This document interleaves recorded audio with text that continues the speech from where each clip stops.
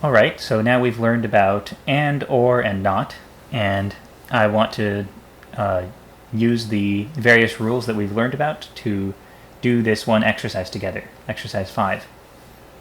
So here we know 3 facts. When it rains over the night, the grass gets wet. If it doesn't rain over the night, the sprinklers get run, and when the sprinklers are run, the grass also gets wet. And it's sensible to think, when you know all this information, that the grass must have gotten wet last night. So let's see if we can write an argument using the exact logical rules that we have so far.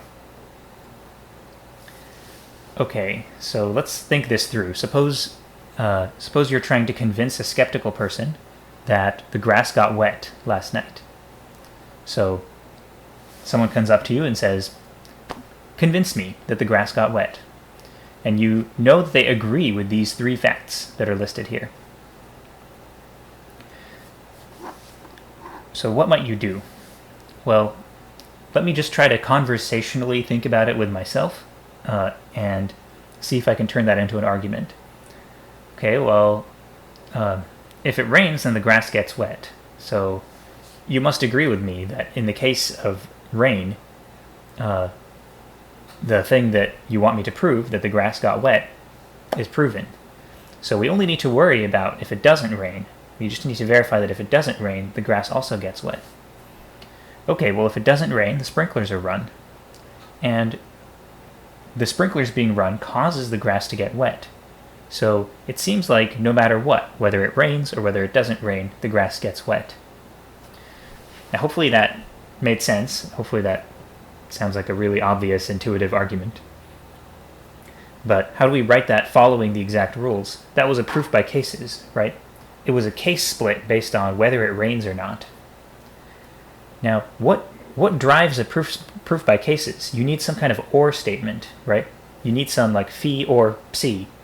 You need to have that, then you can run your proof by cases based on that. Case 1, suppose phi. Case 2, suppose psi.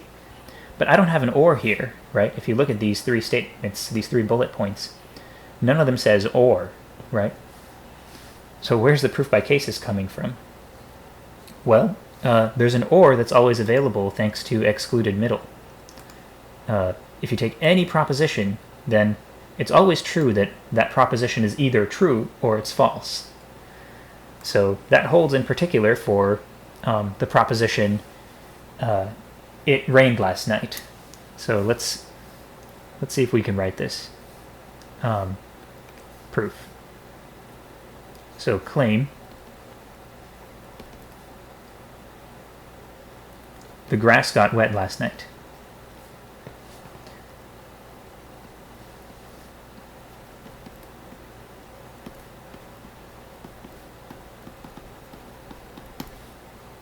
Now, notice what I'm doing. When I start to prove something, I don't just write proof and then start writing things. I write the claim that I'm proving. I write the exact claim that I'm proving. It's really jarring for a mathematician to just see the word proof without the thing that's being proven written right above it. So you should always write your claim before you write your proof. All right, now the strategy was going to be to do a proof by cases. That needs to be driven by a certain or statement, and the or is coming from excluded middle. So by excluded middle, one of our rules of logic, either it rained last night,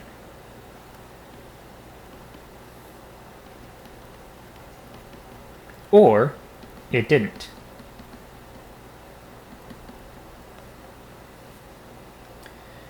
This now drives a proof by cases. So I can start my case split, case 1 and case 2.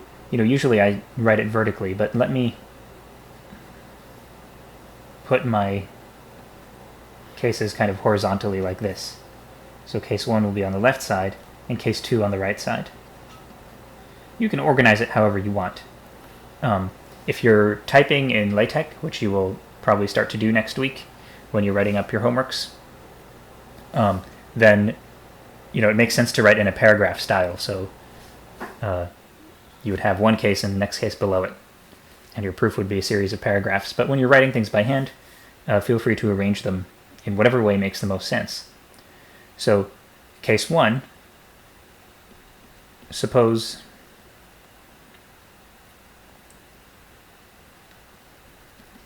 it rained. In case 2, suppose it didn't rain last night. Now, the goal when you're doing a proof by cases is to reach the ultimate goal in each case. The ultimate goal is the grass got wet last night. So I hope to reach the grass got wet last night in both cases. Case 1 is the easy one, I guess. If it rained, the grass got wet simply due to this first assumption here. So to refer to these assumptions quickly, I'm going to number them rather than just give them bullets. So let's call this 1, this one 2, this one 3. If you're tired of repeatedly rewriting the same sentence or the same mathematical expression or equation, go ahead and assign numbers to things like this. So by 1, the grass got wet last night. Great, so in case 1 we reached the ultimate goal, which is the grass got wet last night. How about in case 2, it didn't rain? Well, by 2, it follows that the sprinklers were run, right? If it doesn't rain, then the sprinklers are run.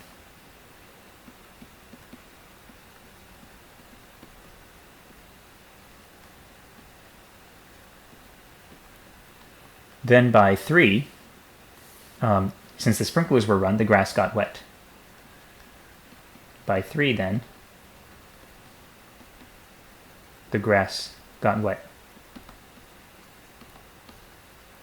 last night.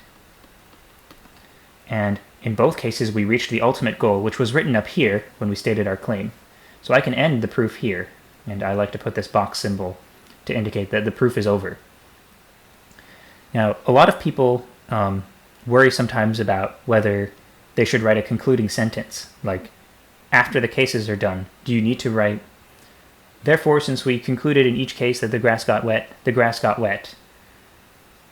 That is what we set out to prove, therefore we are done.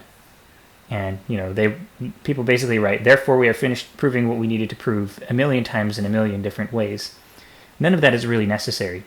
If you were clear at the very beginning about what it is you set out to prove, and you have finished proving it, and it's not too huge of a leap to see why you have finished proving it, then you can just put this box to indicate that you're finished.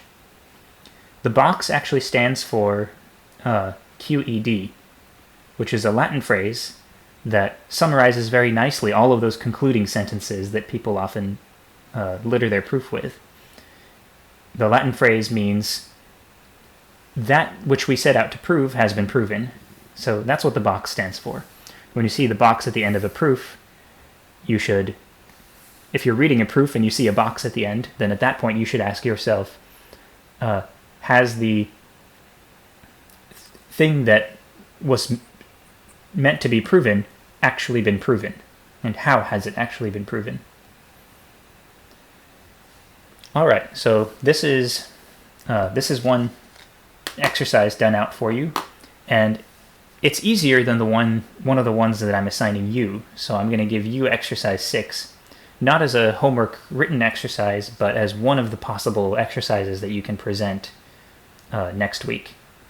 So if you're confused about the presentations, look over the syllabus for the pattern.